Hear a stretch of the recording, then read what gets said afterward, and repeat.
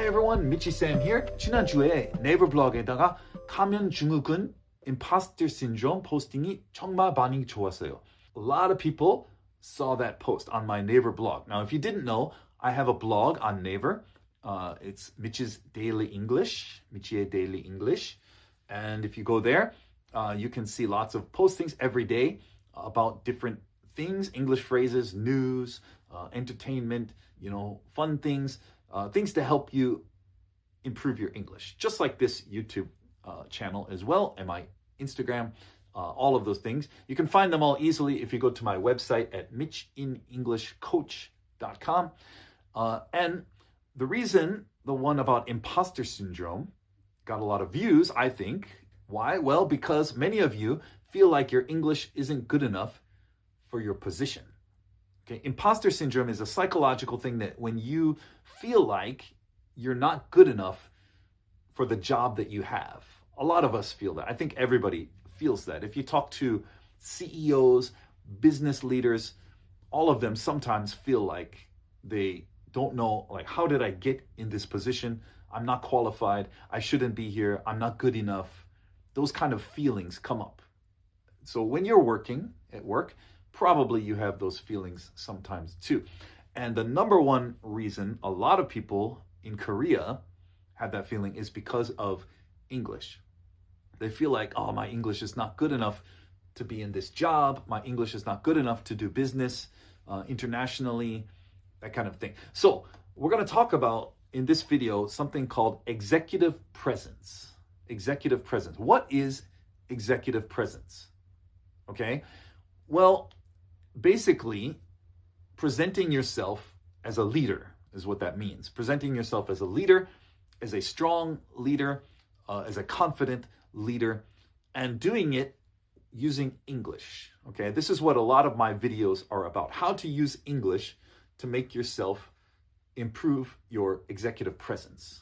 Okay, so it's not perfect grammar, but it's controlled communication. You don't have to have perfect grammar, huge vocabulary. You just need to know how to use some phrases and to control the communication. Okay, so there's many different tools to do that, and we're going to talk about some of those in this video. Okay, so one of the things I'm going to talk about in this video, first of all, is kind of body language of the voice. How to use your voice and your inflection, intonation to show executive presence, to show confidence, okay? One thing you shouldn't do is always going up at the end of your sentence. The upward inflection at the end of sentences makes you seem not confident, okay? So, for example, a lot of people say like, yeah, we should try this. Oh yeah, I think we should try this. That kind of this at the end, that kind of intonation going like a question makes you sound like you're not very confident, okay? So instead, the intonation should go down when you're speaking most of the time, okay? Unless you're asking a question, your intonation should go down. So don't say, maybe we should try this. Say, I think we should try this. This. Just stick the landing, like we say in the Olympics. Stick the landing. Just end it confidently, okay? Don't go up like you're not sure of yourself. Because if you do that, mentally, the other person is gonna, maybe they don't think about it, but in the back of their mind, they're gonna think, I don't think he's very confident. I don't think he knows what he's talking about, okay? And you also feel that. That's why you do it. That's why you go up at the end of the sentence, is because you don't feel confident, but we want to show confidence and we want to feel confident inside. Okay, so that's one practical thing you can do to fix that. Don't go up at the end of your sentences, go down, unless you're asking a question. Okay, another thing, there are some words that we can delete in our vocabulary. Not all the time, but sometimes. We don't need to say words like just, actually, I think, these are words we use a lot. Yeah, I think, actually, I just kind of think, kind of, there's another one. I just kind of actually think, those, if you use them too much, it sounds like you don't really think anything, okay? So replace them with these phrases. I'm confident that, Instead of I think, say I'm confident that. Or based on the data, this is what I think. In that case, you can say think, but it's based on the data. Based on the data, I think or I suggest, okay? Those are better phrases because they show that you're confident and they give executive presence, okay? All right, so try those. Another thing you can try is the 5-second pause, okay? Don't be afraid of silence. Silence is your friend. For executive presence, silence is very important, okay? Not too much silence, but 5-second pause. If you don't know the answer to something, don't immediately start, I guess, I think, I kind of, no, just wait. Just take a breath.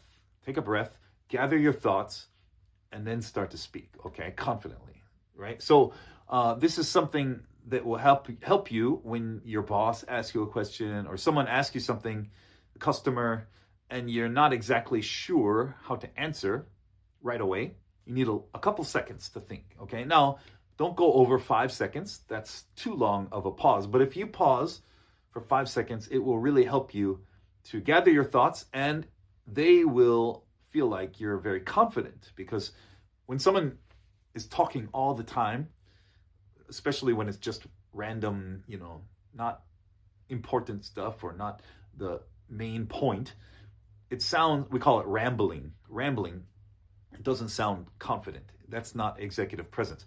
But if someone pauses for 5 seconds to gather their thoughts, that's confident. That's executive presence. Now, this is especially useful if you're in a meeting or some conversation that is a little bit, we say heated. Heated means you get a little angry. Sometimes emotions come up and you might be a little bit upset. Rather than shouting or answering back quickly, it's good to take a 5-second pause and relax and then answer. Okay? That will give you, all of these things in this video will give you executive presence. That's what we're talking about. So try those in your meetings, in your when you interact with people in the office, customers, clients, people like that. Okay, it will help you. You'll be more of a leader. You'll feel like a leader, and you will show yourself as a leader. That's executive presence. English is a tool for your career. If you want to build this presence, I can help you. Go to michinenercoach.com, my website. And I have courses there. I have online courses for you to watch, and you can learn a lot more of these tips. I give you a lot more detail in those online courses. And if you want to sign up for a one-on-one class with me, you can do that as well on my website. All right, everybody. So let me know in the comments how it goes with your executive presence. You can do it. I'll see you in the next video.